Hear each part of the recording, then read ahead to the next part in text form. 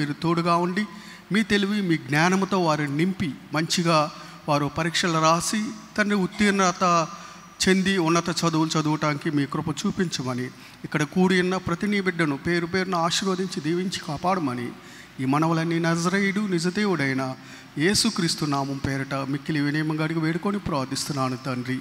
Amen. Thank you sir. కూర్చుందామండి.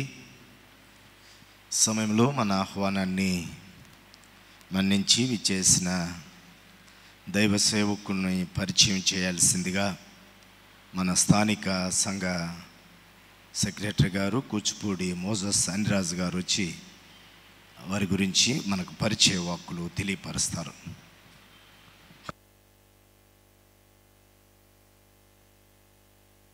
క్రీస్తునందు ప్రియమైన box memorial centenary Baptist church సభ్యులు, ఈ ఆరాధనకు వచ్చినటువంటి అందరికీ యేసుక్రీస్తు అతి పరిశుద్ధమైన నామమున శుభములు తెలియచేస్తూ ఉన్నాను.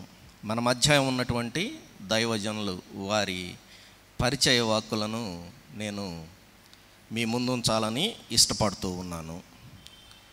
కందుకూరు దగ్గర బసిరెడ్డి పాలెనికి చెందినటువంటి ప్రకాశం జిల్లా కందుకూరు బసిరెడ్డి పాలెనికి చెందినటువంటి రెవరెండ్ జి హానోక్ గారు ఈరోజు మనకు వాక్య సందేశాన్ని అందిస్తారు.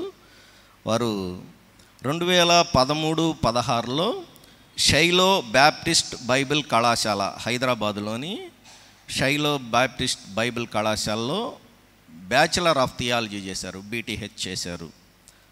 తర్వాత కావలిలో రామాయపట్నం బ్యాప్టిస్ట్ థియలాజికల్ సెమినార్లో వారు మాస్టర్ ఆఫ్ మినిస్ట్రీ చేశారు, ఎంఇన్ చేశారు, మాస్టర్ ఆఫ్ మినిస్ట్రీ.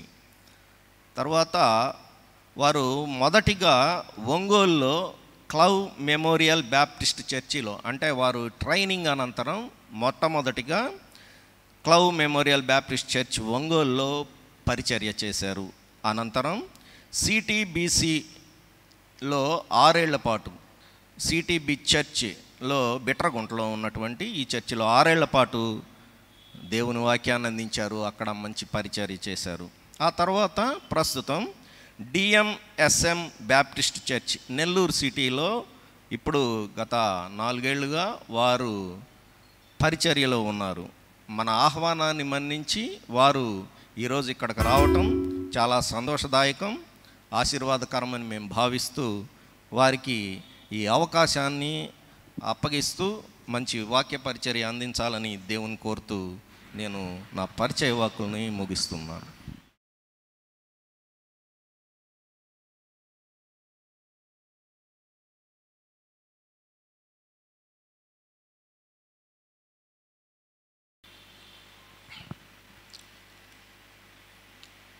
మహోన్నతుడైన మనందరి తండ్రి అయిన మన ప్రియరక్షకుడైన యేసుక్రీస్తు నామమునకు ముందుగా కృతజ్ఞతాస్తుతులు చెల్లిస్తూ ఉన్నాను. అదేవిధంగా box memorial Baptist church chairman గారికి, అదేవిధంగా సెక్రటరీ గారికి, అదేవిధంగా ట్రెజరర్ గారికి, స్టాండింగ్ కమిటీ పెద్దలందరికీ, అదేవిధంగా బాక్స్ మెమోరియల్ బ్యాప్టిస్ట్ సంఘ సభ్యులందరికీ ప్రభువైన యేసుక్రీస్తు నామమున శుభములు తెలియచేస్తూ ఉన్నాను. చాలా సంతోషం ఈ రీతిగా మీ మధ్య నిలబడి ప్రభు యొక్క వాక్కులను పంచుకోవడం దేవుడు అనుగ్రహించిన భాగ్యంగా భావిస్తూ ఉన్నాను. మరి ప్రాముఖ్యంగా మీ స్థానిక సంఘ కాపరి గారు రెవరెండ్ జె ఇజ్రాయలయ్య గారికి ప్రత్యేక వందనాలు తెలియజేస్తూ ఉన్నాను. వారు నా ఆత్మీయ తండ్రి గారు. వారు నన్ను ప్రభు సేవకు ప్రోత్సహించారు. ప్రభు ఈ స్థాయిలో ఈ రీతిగా దేవుని పరిచర్యలో చిన్న పాత్రగా వాడబడడానికి ప్రాముఖ్యంగా దేవుడు కారణమైతే, రెండవదిగా మా ఆత్మీయ తండ్రి గారు రెవరెండ్ జె ఇజ్రాయలయ్య గారు. అదేవిధంగా ఎన్నో ప్రార్థనలు మా కుటుంబ సభ్యులు, మా అమ్మ నాన్నగారు, వీరందరి ప్రార్థన దయ వల్ల దేవుని సేవలో చిన్న పాత్రగా వాడబడుతూ ఉన్నాను. నన్ను గురించి పరిచయ వాక్కులు సంఘ సెక్రటరీ గారు తెలియచేశారు. చాలా వందనాలండి. ఈ సమయంలో కొద్ది నిమిషాలు దేవుని వర్తమానాన్ని మనము విందాం. ప్రియ దేవుని బిడ్డలారా, చిన్న ప్రార్థనతో ధ్యానాన్ని మనం ప్రారంభించుకుందాం. మికిలి ప్రేమ నమ్మకము గల మా ప్రియ తండ్రి, నాన్న మీకు వందనాలు చెల్లిస్తూ ఉన్నాం. ఈ సాయంకాలపు వేళ మీ దీనదాసునిగా మీ పక్షాన నన్ను నిలబెట్టుకొని ఉన్నారు. మీ ప్రియ బిడ్డలతో మీరే మాట్లాడి మమ్మల్ని అందరినీ బలపరచాలని, కానీ మాట మీ దాసుని నోటికి రానియక మీ ఆత్మ శక్తితో నింపి మీ సిలువ చాటును మరుగుపరిచి నన్ను మీ నామ మహిమార్థమై వాడుకొని మీరే మహిమ తెచ్చుకోవాలని, నన్ను మీ ఆత్మ ఆధీనంలోనికి స్వాధీనంలోనికి నన్ను నేను సమర్పించుకుంటూ యేసు పరిశుద్ధ నామములు వేడుచున్నాము తండ్రి, ఆమేన్. ప్రభునందు ప్రియ దేవుని సంఘమా, ఈరోజు మనము ధ్యానించుకొనబోచున్నటువంటి అంశము బలిని కోరను అనేటువంటి అంశ భాగాన్ని దైవ గ్రంథము నుండి మనము కొద్ది నిమిషాలు ధ్యానము చేసుకుందాం. అందుకు వాక్య భాగాలు పరిశుద్ధ బైబిల్ గ్రంథములో ఆదికాండ గ్రంథము నుండి ప్రకటన గ్రంథం వరకు ఎన్నో వచన భాగాలు ఈ సందర్భాన్ని గురించి ఆయా సందర్భాలలో పరిశుద్ధాత్మ దేవుడు తన భక్తుల ద్వారా వ్రాయించి ఉన్నాడు. ఆ అన్ని వచనాలను మనము ధ్యానించడానికి సమయం సరిపోదు కనుక కొన్ని వచన భాగాలను, ప్రాముఖ్యమైనటువంటి వచన భాగాలను, ఒకటి ప్రాముఖ్యము ఒకటి ప్రాముఖ్యము కాదు అని కాదు, పరిశుద్ధ బైబిల్ గ్రంథం అంతా కూడా జుంటి తేనె ధారల కన్నా మధురమైనటువంటి మాటలు ఉన్నాయి. హల్లెలూయా. ఈ వాక్కు మంచిది కాదు, ఈ వాక్కు మంచిది అని చెప్పడానికి లేదు. మన క్షేమాన్ని కోరి పరలోకమందున్న దేవుడు తన మనస్సులోని మాటలను ఈ భూమి మీద ఉన్నటువంటి తన బిడ్డలమైనటువంటి మనకు అనుగ్రహించిన గొప్ప భాగ్యము, గొప్ప వరము పరిశుద్ధ దైవ గ్రంథం. హల్లెలూయా. దేవుని పరిశుద్ధ నామమునకు మహిమ కలుగునుగాక. ప్రియ దేవుని బిడ్డలరా, ఈ సందర్భానికి తగినటువంటి వాక్య భాగాలు ఒకసారి మనము చూద్దామండి. హోషేయ గ్రంథము 6వ అధ్యాయము 6 నుండి 11 వచన భాగాలు సహోదరుడు చదివి ఉన్నాడు. అయితే అక్కడ మనం చూడగలిగితే హోషేయ గ్రంథము 6వ అధ్యాయము 6వ వచనంలో భక్తుడైనటువంటి ప్రవక్త అయినటువంటి హోషేయ గారి నోట దేవుడు పలుకుతున్నటువంటి మాట మనం ఒకసారి చూడగలిగితే, నేను బలిని కోరను గాని కనికరమునే కోరుచున్నాను, దహన బలుల కంటే దేవుని గూర్చిన జ్ఞానము నాకు ఇష్టమైనది. Praise the lord, praised be the name of the lord who is in heaven. అక్కడ దేవుడు తన భక్తుని ద్వారా మాట్లాడుతూ ఉన్నటువంటి మాటను మనము చూడగలిగితే, నేను బలిని కోరువాడను కాను. అయితే దేవుని ఆశ ఏంటి? What is the desire of God? దేవుని ఆశ ఏంటంటే, ఆయన తెలియచేస్తున్నటువంటి మాట, దేవుని గురించిన జ్ఞానము కావాలి, అది నేను కోరుకుంటూ ఉన్నాను. ఆ హోషేయ గ్రంథం అంతా మనం చదవగలిగితే, నార్థన్ పార్ట్లో ఉన్నటువంటి ఇశ్రాయేలు సామ్రాజ్యము, ఇశ్రాయేలు దేశము మొదటి రాజు అయినటువంటి సౌలు గారి కాలంలో యునైటెడ్గా ఉంది. అదేవిధంగా రెండవ రాజు అయినటువంటి దావీదు గారు ఇశ్రాయేలు సామ్రాజ్యాన్ని 40 సంవత్సరాలు పరిపాలించినటువంటి మకుటము లేని మహారాజు, ఆయన కాలంలో కూడా రాజ్యము యునైటెడ్గా ఉంది. అదేవిధంగా తన కుమారుడైనటువంటి సొలొమోను గారి కాలంలో కూడా రాజ్యము యునైటెడ్గా ఉంది.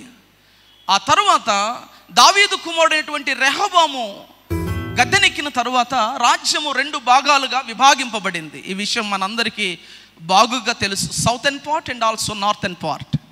నార్థన్ పార్ట్ 10 గోత్రాల వారు విచ్చలవిడిగా జీవిస్తూ ఉన్నారు. దేవుని భయము బొత్తిగా ఎరుగనటువంటి వారుగా. They have lack of knowledge of God. వారు దేవుని గూర్చి జ్ఞానాన్ని విస్మరిస్తూ దేవుని యందు భయము భక్తిని మానుకొని వారు ఇష్టానుసారంగా జీవిస్తూ ఉన్నటువంటి సందర్భం. మనము హోషేయ గ్రంథాన్ని ఒక్కొక్క వచన భాగాన్ని జాగ్రత్తగా అబ్జర్వేషన్ చేస్తూ చదువుతూ రాగలిగితే, వారు పాపం చేస్తూ ఉన్నారు. బలులను తీసుకుని వచ్చి దేవాలయంలో అర్పిస్తూ ఉన్నారు. వారు పాపం చేస్తూ ఉన్నారు. దేవాలయమునకు రాకుండా వారికి వారే బలిపీఠాలను నిర్మించుకొని అక్కడ దహన బలులను అర్పిస్తూ ఉన్నారు. వారి జీవితాలు మారటం లేదు కానీ, వారి బ్రతుకులు మారటం లేదు కానీ, వారి మనస్సు మారటం లేదు కానీ, వారు దేవునికి మాత్రం అర్పణలు అర్పిస్తూ ఉన్నారు. వారు దేవునికి మాత్రం కానుకలు అర్పిస్తూ ఉన్నారు. ఆ కారణము చేత దేవుడు చాలా స్ట్రాంగ్గా మాట్లాడుతూ వారిని హెచ్చరిస్తూ ఉన్నాడు భక్తుడైనటువంటి ప్రవక్త అయినటువంటి హోషేయ గారి ద్వారా. అయ్యా, మీరు ఎన్నో బలులు నా యొద్దకు తీసుకుని వస్తూ ఉన్నారు. అయితే మీరు అర్పించే అర్పణలు కాదు ప్రాముఖ్యం, మీ హృదయము ప్రాముఖ్యం. మీ మనస్సు మారాలి.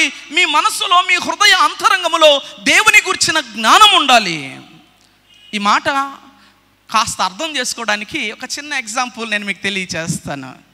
మా ప్రాంతంలో ఒక ప్రాంతం ఉంది. ఆ ప్రాంతం పేరు చెప్తే కెమెరాల్లో రికార్డ్ అయిపోతూ ఉంది, చెప్పను పేరు. ఆ ప్రాంతంలో కొంతమంది ఉన్నారు. వారు ముంబై నగరానికి, ఢిల్లీ నగరానికి, చెన్నై నగరానికి, ఈ మన ఇండియా దేశంలో ఎక్కడెక్కడైతే ప్రాముఖ్యమైనటువంటి నగరాలు ఉన్నాయో ఆ నగరాలకు వెళతారు. వారి వృత్తి అది. వారు దొంగతనాలు చేసుకొని వస్తారు. వచ్చి వారు ఎంతైతే దొంగతనం చేశారో ఆ రోజు అంత తీసి దశమ భాగం పక్కన పెడతారు. పక్కన పెట్టి వచ్చి వారు చర్చికి వచ్చి, ఇదిగో మాకు ఇంత వచ్చింది ఆదాయం ఈ సంవత్సరము అని చెప్పి ఆ దశమ భాగం అంతా కౌంట్ చేసి చర్చిలో దశమ భాగంగా ఇస్తారు. ఈరోజు అడుగుతూ ఉన్నాను నా ప్రియ దేవుని బిడ్డలరా, ఆ దశమ భాగము దేవుడు అంగీకరిస్తాడండి? అంగీకరిస్తాడా? దేవుడు కోరుకుంటుంది మనస్సు మారాలి. దేవుడు కోరుకుంటుంది హృదయం బాగుండాలి. దేవుడు కోరుకుంటుంది న్యాయము కావాలి అని దేవుడు ఆశిస్తూ ఉన్నాడు. మనిషి తన వలే ఉండాలని. మన దేవుడు పరిశుద్ధుడు, ఆయనలో ఏ పాపము లేదు. అలా ఉండాలని తన బిడలమైనటువంటి మనలను ఆయన ఆశిస్తూ ఉన్నాడు. నా ప్రియ దేవుని బిడలరా, ఆయన ఏమని ఇంకా మాట్లాడుతూ ఉన్నాడో హోషేయ గ్రంథము 4వ అధ్యాయము 1వ వచన భాగాన్ని మనము చదవగలిగితే, హోషేయ గ్రంథము 4వ అధ్యాయము 1వ వచన భాగము. ఇశ్రాయేలీయులారా, యెహోవా మాట ఆలకించుడి, సత్యమును కనికరమును దేవుని గూర్చిన జ్ఞానమును దేశమందు లేకపోవుట చూచి యెహోవా దేశ నివాసులతో వ్యాజ్యమాడుచు ఉన్నాడు. సత్యాన్ని గురించినటువంటి జ్ఞానము దేశములో లేదు, న్యాయాన్ని గురించినటువంటి జ్ఞానము దేశములో లేదు. ఎక్కడ చూసినా అన్యాయము, అక్రమము జరుగుచు పాపము దేవుని కన్నులకు విపరీతంగా కనిపిస్తూ ఉంది. పైగా వారు భక్తి పరులము అని ఇతరుల ముందు ప్రదర్శించుకోవడానికి వారు ఏం చేస్తారంటే బలులను తీసుకొని వస్తారు. కావాల్సిందేంటి? దేవుని గురించిన జ్ఞానము, న్యాయము, సత్యము. అది దేవుడు కోరుతూ ఉన్నది. That is God's desire. నా ప్రియ దేవుని బిడలారా, ఇంకా దావీదు గారు ఏమంటూ ఉన్నాడో, ఆయన బెత్షెబాతో పాపము చేసిన తరువాత ఆయన అద్భుతంగా ఒక కీర్తన వ్రాస్తాడు. అదే మనందరికీ బాప్టిస్ట్ సంఘాలలో మనము ప్రత్యుత్తర రీతిగా పలుసార్లు ఆ కీర్తన భాగాన్ని చదువుతూ ఉంటాం.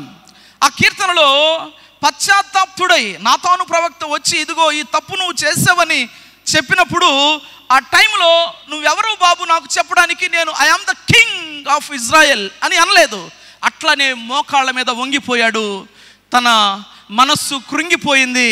దేవుని వైపు కన్నులెత్తి కూడా చూడలేకుండా ఆయన తనను తాను భయంకరంగా ఏడ్చుకుంటూ, తాను దుఃఖిస్తూ, దేవుని సన్నిధిలో ప్రార్థన చేస్తూ, పశ్చాత్తాప్తుడై హృదయ వేదనతో ఆయన రాస్తూ ఉన్నటువంటి ఈ కీర్తన చాలా ఆత్మీయ పాఠాలు అందులో మనకు కనిపిస్తాయి. మనం అక్కడ చూడగలిగితే 51వ కీర్తన 6వ వచనం, నీవు అంతరంగములో సత్యమును కోరుచున్నావు, ఆంతర్యమున నాకు జ్ఞానము తెలియజేయదు అంటూ ఉన్నాడు.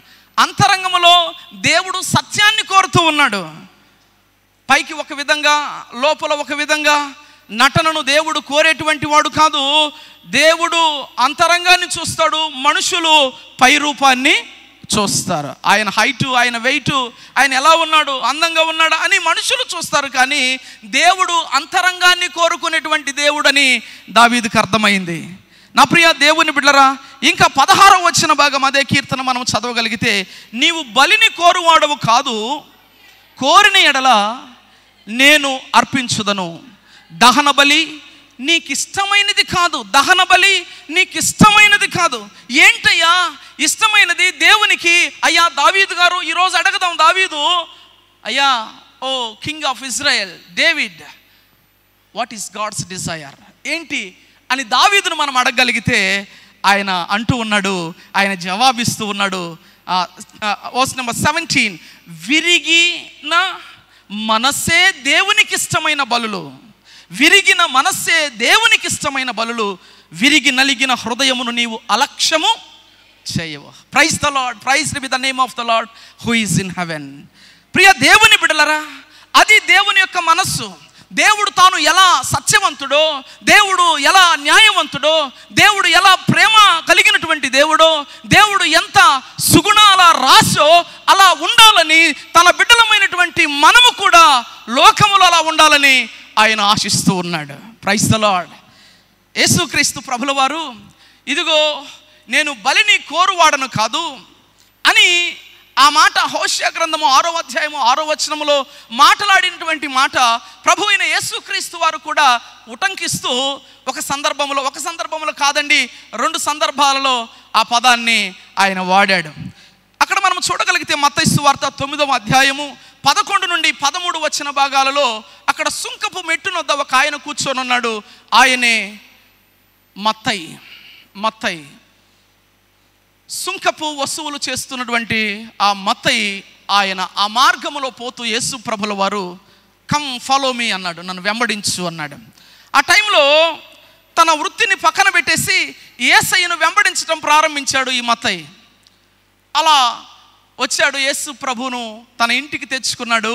యేసయ్య తన ఇంటికి వెళ్ళి ఆతిథ్యాన్ని స్వీకరించడానికి ఆశపడ్డాడు. ఆయన ఇంట్లో కూర్చొని ఆయన భోజనం చేస్తూ ఉండగా ఆయన మాత్రమే కాదు, ఆయనతో చాలామంది, అంటే ఆ మత్తయితో చాలామంది సుంకరులు, పాపులు ఆయన చుట్టూ వచ్చి కూర్చున్నారు. ఆ సమయంలో శాస్త్రులు, పరిసయ్యులు అసూయతో నిండిపోయినటువంటి వారు, ఇదిగో ఈయన పాపుల మధ్య కూర్చున్నాడే, పాపుల మధ్య కూర్చొని ఈయన దైవ కుమారుడు అంటున్నాడే, పాపుల మధ్య ఎందుకు కూర్చున్నాడు ఈయన? దైవ కుమారుడైతే పాపుల మధ్య ఉంటాడా అని విమర్శిస్తూ ఉంటే దాన్ని అర్థము చేసుకున్నటువంటి దేవదేవుడు, నా ప్రియ దేవుని బిడ్డరా, ఇక్కడ ఉన్నటువంటి వారు ఎవరైనా ఒకవేళ సేవకునికి వ్యతిరేకంగా లేకపోతే దేవునికి వ్యతిరేకంగా ఏమైనా ఆలోచన చేస్తూ ఉంటే అది నాకు తెలియకపోవచ్చు, ఇక్కడ కూర్చొని మన ఎవరికి అర్థం కాకపోవచ్చు. అయితే హృదయ రహస్యములు ఎరిగినటువంటి దేవునికి మాత్రం అంతా కూడా తెలుసు. ప్రభువారు గ్రహించాడు. ఆయన అన్నాడు ఒక చక్కటి మాట, అయ్యా మేం నీతిమంతులము, ఇదిగో వీళ్ళు పాపులని మీరు అనుకుంటూ ఉన్నారు కాబట్టి నేను నీతిమంతుల కొరకు రాలేదు, పాపుల కొరకే వచ్చాను, పాపులను పిలవడానికే వచ్చాను.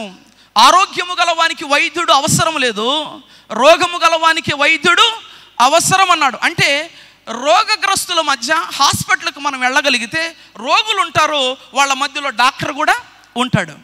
ఆ డాక్టర్ వారి మధ్య లేకపోతే పేషెంట్ చనిపోతాడు, అవునా కదా?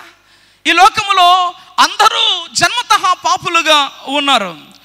పౌలు గారు అంటారు, రోమీయులకు రాసినటువంటి పత్రిక 3వ అధ్యాయం 23వ వచనంలో, నీతిమంతుడు ఒక్కడనూ లేడు, ఒక్కడైనను లేడు, అందరూ పాపము చేసి దేవుడు అనుగ్రహించు మహిమను పొందలేకపోతూ ఉన్నారు. అలా దేవుని వాక్యము, దైవ గ్రంథము సెలవిస్తూ ఉంటే మేము నీతిమంతులము, వీళ్ళు పాపులు అన్నట్టుగా భావిస్తూ ఉన్నారు. కాబట్టి యేసు ప్రభుల వారు, అయ్యా మీరు నీతిమంతులని మీరు అనుకుంటున్నారు, నాకు తెలుసు మీరు ఎంత నీతిమంతులో, కాబట్టి నేను నీతిమంతుల కోసం రాలేదు, పాపుల కోసం వచ్చాను. ఈ పాపి వీరి మధ్యలో నేను లేకపోతే నేను వచ్చినటువంటి ఉద్దేశము వ్యర్థమైపోతుంది, అవునా కదా? నేను ఏ ఉద్దేశం అయితే పాపులను రక్షించుటకు మనుష్య కుమారుడు ఈ భూమి మీదకి వచ్చాడని దైవ గ్రంథం సెలవిస్తూ ఉందో ఆ ఉద్దేశము ఫెయిల్యూర్ అయిపోతుంది. పాపి చనిపోయి నరకానికి వెళతాడు. నేను పాపాన్ని ప్రేమించేవాడిని కాదు, పాపాన్ని ద్వేషించేటువంటి వాడిని, బట్ పాపిని ప్రేమించేటువంటి వాడిని అన్నాడు. ప్రైజ్ ది లార్డ్, హల్లెలూయా. నా ప్రియ దేవుని బిడ్డలారా, ఇంకా యేసుక్రీస్తు ప్రభుల వారు మరొక సందర్భంలో కూడా ఆ మాటలను వాడినట్టుగా మనం చూస్తాం. ఆ సందర్భము అదే మత్తయి సువార్త 12వ అధ్యాయము 7వ వచనంలో ఉంటుంది. ఆ తర్వాత మీరు ఇంటికి వెళ్ళిన తర్వాత చదవండి. ఇంకొక సందర్భాన్ని మనము చూడగలిగితే నా ప్రియ దేవుని బిడ్డలారా, వ్యభిచారమందు పట్టబడినటువంటి ఒక స్త్రీని పొద్దున్నే పట్టుకొని వచ్చారు. యేసయ్య దేవాలయంలో ఉన్నాడు ఆ టైంలో. అయితే ఆ శాస్త్రులు పరిసయ్యులు ప్రభువారికి వ్యతిరేకంగా ఉన్నటువంటి గుంపు వారు వచ్చి ఆయన్ను మాటల్లో చిక్కపరుద్దామని వచ్చారు. ఇదిగో అయ్యా, ఇదిగో ఈమె వ్యభిచారం చూస్తుంటే మేము మా కన్నులారా చూసాము. ఇదిగో ధర్మశాస్త్రం ఏం చెప్తా ఉంది, ఈమెను రాళ్లతో కొట్టి చంపమని చెప్తా ఉంది, నువ్వేం చెప్తావని నీ దగ్గరికి తీసుకొచ్చినామన్నారు. అన్నప్పుడు ప్రభువు ఏం పలకలేదు. ఆ సమయంలో ఇంకా అడుగుతూ ఉన్నారు, ఇంకా అరుస్తూ ఉన్నారు, అయ్యా ఏం మాట్లాడవేం అంటూ ఉన్నారు. ఆ టైంలో ఇదిగో సరే ధర్మశాస్త్రం అలా కొట్టి చంపమని చెప్తా ఉంది కదండి, సరే ఓకే, నేను ఒక మాట చెప్తాను, మీరు జాగ్రత్తగా వినండి. మీలో పాపము చేయనటువంటి వాడు ఎవడో మొదట ఆమె మీద రాయి వేయండి అన్నాడు యేసయ్య. అన్నప్పుడు వారు మనస్సాక్షి చేత గద్దింపబడిన వారై వారి చేతుల్లో ఉన్న తలా ఒక రాయి పక్కన వేసి వెళ్ళిపోయారు. అప్పుడు యేసు ప్రభు ఆమెను చూస్తూ, ఆమె ముఖాన్ని చూస్తూ, అమ్మా నిన్నేమన్నా కొట్టారా తల్లి, నిన్నేమన్నా బాధ పెట్టారా వాళ్ళు? ఏం బాధ పెట్టలేదు కదమ్మా, సరే నేను ఒక మాట చెప్తాను, ఇక వెళ్ళు, ఇక మీదట తప్పు చెయ్యొద్దమ్మా అన్నాడు. హల్లెలూయా. ఒకవేళ ఆయన బలిని కోరేవాడైతే ఆన్ ద స్పాట్లో ఆమెను రాళ్లతో కొట్టి చంపమనేటువంటి వాడు. అలా ప్రియ ప్రభువు అలా వస్తే అన్యాయస్తుడు అవుతాడు, ఆయన పక్షపాతి అవుతాడు, ఆయన వచ్చినటువంటి ఉద్దేశాన్ని మరచినటువంటి వాడు అవుతాడు. లోకాన్ని ఆయన రక్తము చేత కడిగి శుద్ధీకరించి తన స్వారూప్యములోనికి మార్చడానికి నరకపాప్తుడైనటువంటి మానవ జాతిని వెదకి రక్షించడానికి మనుష్య కుమారుడు ఈ భూమి మీదకు వచ్చాడు. Praise the lord. నా ప్రియ దేవుని బిడ్డలారా, అది ఈ వాక్య భాగాలన్నీ కూడా మనకు తెలియచేస్తున్నటువంటి మాటలు. ఇదే సందర్భము మరి ఒక సందర్భము, దీనికి రిలేటెడ్ సందర్భం మనం చూస్తాం పరిశుద్ధ బైబిల్ గ్రంథములో. నూతన నిబంధన గ్రంథం, అది నూతన నిబంధన గ్రంథము. హెబ్రీయులకు రాసినటువంటి పత్రిక 10వ అధ్యాయము 1 నుండి 10వ వచనాలు మనం చదవగలిగితే అక్కడ యేసుక్రీస్తు బలియాగాన్ని గురించి మాట్లాడుతూ ఉన్నటువంటి సందర్భం. పరిశుద్ధాత్మ ప్రేరణతో హెబ్రీ గ్రంథకర్త వ్రాస్తూ ఉన్నాడు ఎన్నో అమూల్యమైనటువంటి మాటలు. హెబ్రీ గ్రంథాన్ని మనం చదవగలిగితే మనకు ఒళ్ళు పులకించిపోయేటువంటి మాటలు అక్కడ పరిశుద్ధాత్మ దేవుడు మాట్లాడతాడు. మనకు యేసుక్రీస్తు బలియాగము ద్వారా కలిగినటువంటి కొన్ని భాగ్యాలు ఉన్నాయి. టకటక కొన్ని మాటలు నేను చెప్పి 5 నిమిషాల్లో నేను కన్క్లూడ్ చేస్తాను, జాగ్రత్తగా విందాం. యేసుక్రీస్తు బలియాగము ద్వారా మనకు కలిగినటువంటి మొదటి భాగ్యము, హెబ్రీయులకు రాసినటువంటి పత్రిక 10వ అధ్యాయము 1వ వచన భాగము. ధర్మశాస్త్రము రాబోచున్న మేలుల ఛాయే కానీ ఆ వస్తువుల నిజస్వరూపము గలది కాదు గనుక ఆ యాజకులు ఏటేటా ఎడతెగకుండా అర్పించు ఒకటే బలులు వాటిని తెచ్చువారికి ఎన్నడను సంపూర్ణ సిద్ధి కలగ చేయ నేరవు. పాపం చేయటం, బలి తీసుకురావడం. ఆ బలి అర్పించే యాజకుడు కూడా తనకి కూడా ఒక బలి అర్పించుకోవాలి. ఎందుకంటే పర్ఫెక్ట్ కాదు, తన కొరకు కూడా ఒక బలి అర్పించుకోవాలి. ఏటేటా బలులు తెస్తూ ఉన్నారు, అర్పిస్తూ ఉన్నారు. పాపం చేయడం, బలి తేవడం. నా ప్రియ దేవుని బిడ్డరా, ఎన్నటికీ సంపూర్ణ సిద్ధి కలగజేయ నేరవు. అయితే యేసుక్రీస్తు బలియాగము ద్వారా మనకు కలిగినటువంటి మొదటి భాగ్యం ఏంటంటే మనకు సంపూర్ణ విమోచన కలిగింది. హల్లెలూయా.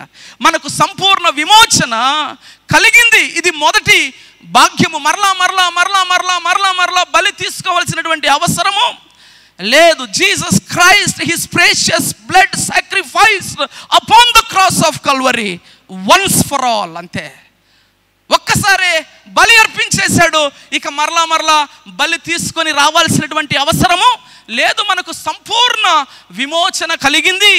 అది దైవ గ్రంథం మనకు తెలియచేస్తున్నటువంటి మాట. రెండవ మాటను మనం చదవగలిగితే హెబ్రీయులకు రాసినటువంటి పత్రిక 10వ అధ్యాయము 1 నుండి 4 వచన భాగాలు మనం చదవగలిగితే క్రీస్తు బలియాగము ద్వారా మనకు శాశ్వత పరిష్కారము లభించింది. ఆ మాటలన్నీ చదువుతూ ఒక్కొక్కటి ఎక్స్ప్లెయిన్ చేసుకొని వెళ్ళగలిగితే చాలా మంచిది, బాగుంటుంది. అయితే 3వ వచనం, అయితే బలులు అర్పించుట చేత ఏటేట పాపములు జ్ఞాపకమునకు వచ్చుచున్నవి. 4వ వచనం, ఎలయనగా ఎడ్ల యొక్కయు మేకల యొక్కయు రక్తము పాపములను తీసివేయుట అసాధ్యము అసాధ్యము అసాధ్యము. ధర్మశాస్త్రము రాబోవు క్రీస్తు ఆ రాబోవు మేలుల ఛాయ గలదే కానీ అది నిజ స్వరూపము కాదు. అంటే ఇక్కడ 2వ మాట మనం చదవగలిగితే క్రీస్తు బలియాగము ద్వారా మనకు శాశ్వతమైనటువంటి పరిష్కారము లభించింది. 3వది, క్రీస్తు బలియాగము ద్వారా మనము పరిశుద్ధపరచబడ్డాము. ఈ మాటను చదువుకొని మనము ముగించుకుందాం. 10వ వచనం, యేసుక్రీస్తు యొక్క శరీరము ఒక్కసారి అర్పింపబడుట చేత ఆ చిత్తమును బట్టి మనము పరిశుద్ధపరచబడి ఉన్నాము. Praise the lord. చప్పలు కొట్టి ప్రభునామాన్ని మనము గణపరద్దాం, మహిమపరద్దాం. యేసుక్రీస్తు శరీరము ఒక్కసారి అర్పించబడుట చేత ఆ చిత్తమును బట్టి మనము పరిశుద్ధపరచబడ్డాం వన్స్ అయిపోయింది. అయితే మందిరానికి రావడం అవసరమా పాస్టర్ గారు అని అనొచ్చు. అవునండి, అవసరమే. శాంటిఫికేషన్లో, థియాలజీలో 3 విషయాలు ఉన్నాయి. ఒకటి, positionally we are all sanctified by the grace of God. దేవుని మహాకృప వలన, యేసుక్రీస్తు తన సిలువలో కార్చిన అమూల్యమైన రక్తధారల వలన మనము ఒక్కసారి పొజిషనల్లీ వీఆర్ ఆల్ శాంక్టిఫైడ్, మనము పరిశుద్ధపరచబడ్డాం. అయితే ప్రతి ఆదివారం క్రమంగా మందిరానికి రావాలి. ప్రతి ప్రార్థన కూటాలకు, మందిరంలో జరుగుతున్న ప్రతి ఆరాధనకు రావాలి. స్త్రీల కూటాలకు రావాలి. శుక్రవారపు ఉపవాస కూటాలకు రావాలి. ప్రోగ్రెసివ్ శాంటిఫికేషన్, ఇది 2వది. ప్రోగ్రెసివ్ శాంటిఫికేషన్ అంటే దినదినము పరిశుద్ధపరచబడుతూ ఉండాలి. అండ్ ఆల్సో థర్డ్లీ మనము చూడగలిగితే పర్ఫెక్ట్ శాంటిఫికేషన్. యేసుక్రీస్తు ప్రభుల వారిని మన మధ్యాకాశములో కలుసుకున్న తర్వాత సంపూర్ణ పరిశుద్ధులముగా మార్చబడతాము. Praise the lord. నా ప్రియ దేవుని బిడ్డలారా, యేసుక్రీస్తు బలి ద్వారా సంపూర్ణ విమోచన లభించింది. యేసుక్రీస్తు బలి ద్వారా మనకు శాశ్వతమైన పరిష్కారము లభించింది. యేసుక్రీస్తు బలి ద్వారా మనము పరిశుద్ధ పరచబడ్డాం. అయితే దేవుడు ఆశిస్తూ ఉన్నది మనస్సు మారాలి. గుండెల నిండా దేవుని జ్ఞానాన్ని నింపుకోవాలి. మనస్సు మారకుండా ఎన్ని ఆఫరింగులు ఇచ్చినా, లక్షల రూపాయలు కానుకేసినా అది దేవునికి అంగీకారము కాదు అని తెలియచేస్తూ, ఒకవేళ ఇంకా మారనటువంటి కఠోరమైన హృదయాలు ఎవరికైనా ఉన్నాయేమో ఒకసారి మనల్ని మనం పరీక్షించుకోవాలని దేవుని మాటలు తెలియచేస్తూ, ఈ అవకాశం ఇచ్చినటువంటి దేవునికి, స్టాండింగ్ కమిటీ సభ్యులకు, మందిరములో ఉన్నటువంటి ప్రతి సభ్యునికి, సంఘ కాపరి గారికి వందనాలు తెలియచేస్తూ ముగిస్తూ ఉన్నాను. దేవుడి ఈ మాటలు మన వినికిడిలో దీవించి మన హృదయాలలో ఫలింపచేయునుగాక. ఆమేన్, ఆమేన్, ఆమేన్.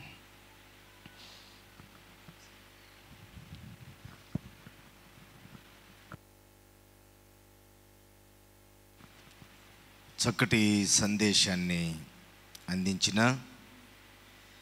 దేవుని యొక్క దాసులు రెవరెండ్ జి హనోక్ గారికి సంఘం తరపునను అలాగే కార్యవర్గ తరపున మా కుటుంబం తరపున ప్రత్యేకమైనటువంటి వందనాలు తెలియపరుస్తూ ఉన్నాను. బలిని కాదు కానీ దేవుడు చూచేది మన హృదయాంతరంగంలో శుద్ధీకరణ అని చక్కటి వివరణ ఇచ్చిన దైవజనును, వారి యొక్క పరిచర్యను, కుటుంబాన్ని దేవుడు దీవించి ఆశీర్వదించును గాక. మంచిది.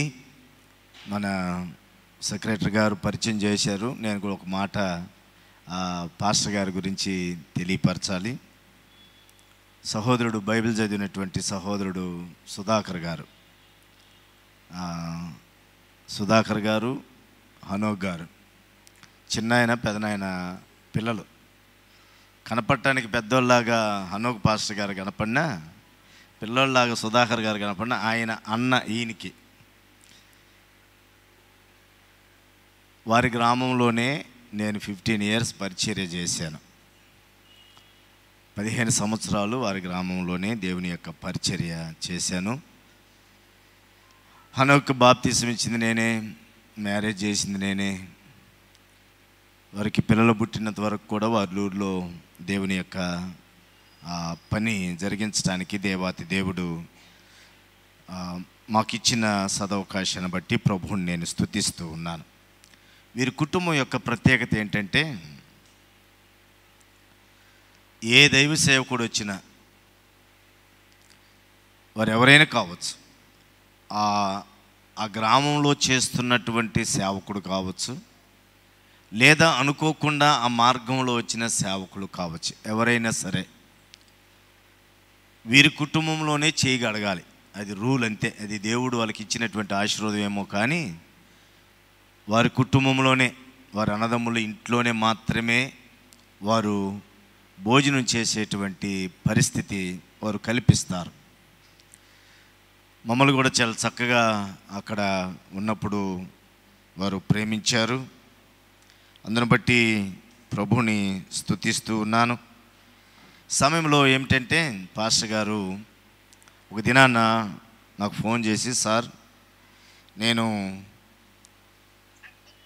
కొన్ని క్యాసెట్లు, అతను పాటలు కొంచెం పిచ్చే పాస్టర్ గారికి, ప్రసంగాల మీద పాటలంటే కొంచెం పిచ్చి ఎక్కువ, పాటలు పాడుతూ ఉంటాడు చిన్నప్పటి నుంచి కూడా. అయితే ఇంతకు మునుపు నేను నంద్యాలలో ఉన్నప్పుడు ఒక 3 పాటలు, ఒక 2 పాటలు ఆయన సొంతగా, 2 పాటలు ఆయన సొంతగా రాసి స్వరకల్పన చేసి పాడినటువంటివి 2 కీర్తనలు, ఒక 2 కీర్తనలు మన ఆంధ్ర క్రైస్తవ కీర్తనలు. ఇవన్నీ కూడా 4 కీర్తనలు వీడియో సాంగ్స్ చేశాడు. సార్ మీరు దాని యొక్క ఓపెనింగ్కి మీరు రావాలంటే నేను రావటం కాదు, కానీ హనోక్ నువ్వే రమ్మన్నప్పుడు తప్పనిసరిగా సార్ నేను అక్కడే వచ్చి ఆ పాటలను నేను రిలీజ్ చేయాలి అనేటువంటి ఆలోచనతో వారు మన ఆహ్వానం నేను సెక్రటరీ గారిని అడిగినప్పుడు, తప్పనిసరిగా సార్ మనకు కూడా బయట నుంచి సేవకులను పిలిచేటువంటి ఆనవాయితీ ఉంది, తప్పనిసరిగా పిలిపించన్నప్పుడు మన మధ్యకు వచ్చారు. అందును బట్టి ప్రభువుని నేను స్తుతిస్తూ ఉన్నాను. ఈ సమయంలో మన కమిటీ పెద్దలందరూ కూడా ముందుకు వచ్చినట్లయితే పాస్టర్ గారు పాడినటువంటి ఆ వీడియో పాటలు ఈరోజు ప్రధానంగా పాపిని కృపచూపువయ్యా ఆంధ్ర క్రైస్తవ కీర్తన పుస్తకంలో నుండి అవి 2-3 రకాలైనటువంటి రాగాలు ఉన్నాయి. కానీ ఆయన ఒక ప్రత్యేకమైనటువంటి రాగంలో వారు ఆ పాటను పాడి దాన్ని వీడియో సాంగ్గా చేయటం మనం చూసాం. ఆ పాటను వారు ఈరోజు యూట్యూబ్లో ఓపెన్ చేయాలని, అలాగే అనేక మంది వీక్షించాలని ఆశతోటి మధ్యకు వచ్చున్నారు. కాబట్టి సంఘ కమిటీ వారందరూ కూడా ముందుకు వస్తే మేము కూడా ముందుకు వస్తాం. ఆ కార్యక్రమాన్ని చేసిన తదనంతరము మనము ముగింపు కీర్తన, తదుపరి ప్రార్థన, ప్రభు నేర్పిన ప్రార్థన ఆశీర్వాదంతో సెలవు తీసుకుందాం.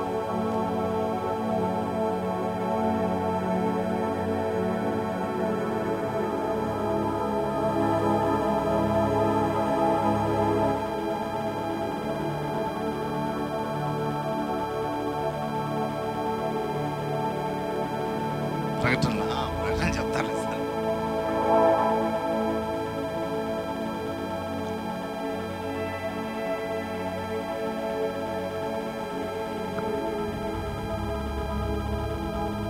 క్రైస్తవంలో పాటలు ఎంత ప్రాముఖ్యమో మనకు తెలుసు.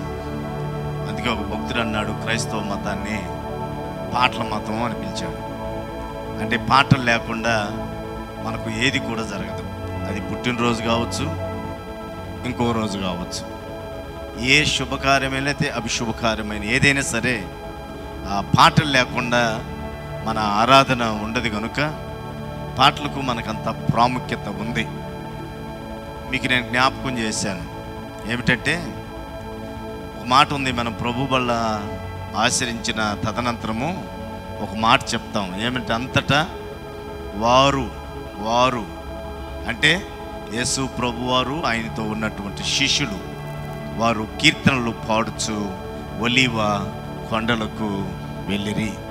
కాబట్టి అంత ప్రాముఖ్యత మన కీర్తనలకు ఉంది కనుక ప్రయాసపడి వ్యయ ప్రయాసలతోటి ఆ కీర్తనలను సిద్ధపరిచిన హనోక్ గారిని, దైవ సేవకులను అభినందిస్తూ ఈ సమయంలో మన సంఘ కమిటీ వారందరం కూడా కలిసి ఆ పాటను ఓపెన్ చేయాల్సిందిగా ప్రభు పేరట అందరిని ఆహ్వానం. పర్వాలేదు సార్.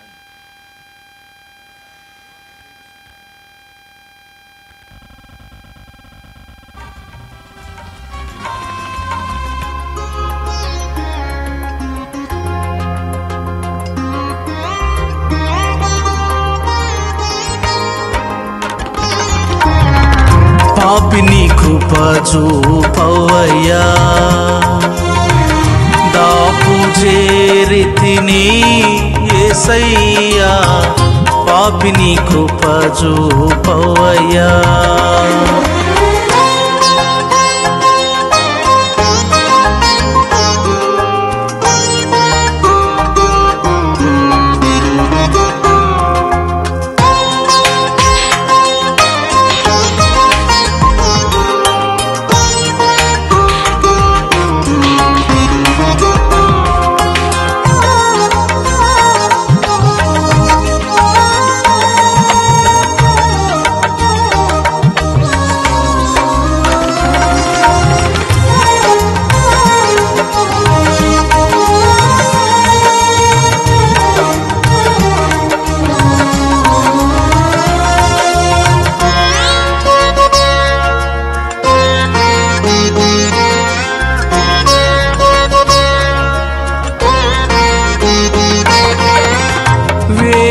భాషల తోడ నిండి మోసపోతీని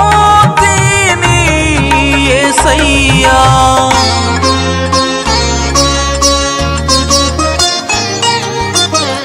వేష భాషల తోడ నిండి మోసపోతీని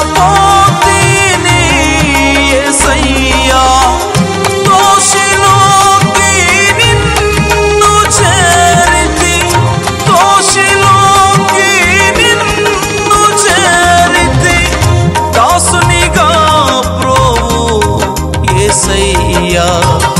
దాసునిగా ప్రభువు యేసయ్యా పాపిని కృప చూపవయ్యా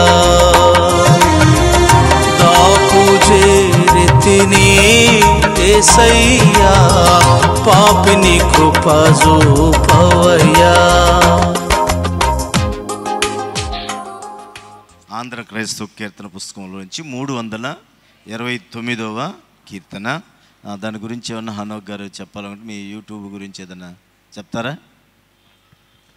పాస్టర్ హానోక్ అనే యూట్యూబ్ ఛానల్ ఉంది, దాన్ని ఒకసారి మీరు చూసి నేర్చుకొని ఆ పాటలు పాడాలని, అది నా గొప్పతనానికి కాదు కానీ ప్రభు నామ మహిమ, ఆయన నామాన్ని మీరు అందరూ మహిమపరచాలని తెలియచేస్తూ ఈ అవకాశం ఇచ్చినటువంటి స్టాండింగ్ కమిటీ పెద్దలకు ప్రత్యేక వందనాలు, వారికి ప్రత్యేక వందనాలు. వారు అనుమతిస్తేనే ఈ రీతిగా ఇక్కడ జరుపుకోవడం జరిగింది. అదేవిధంగా స్థానిక సంఘ పరిసరాల గారికి చేరి వచ్చిన సంఘ సభ్యులందరికీ వందనాలు తెలియజేస్తూ ముగిస్తున్నాను. Thank you sir. ఈ సమయంలో మన సంఘ సెక్రటరీ గారు మోజస్ అండ్రాజ్ సార్ ప్రకటన తెలియపరుస్తారు.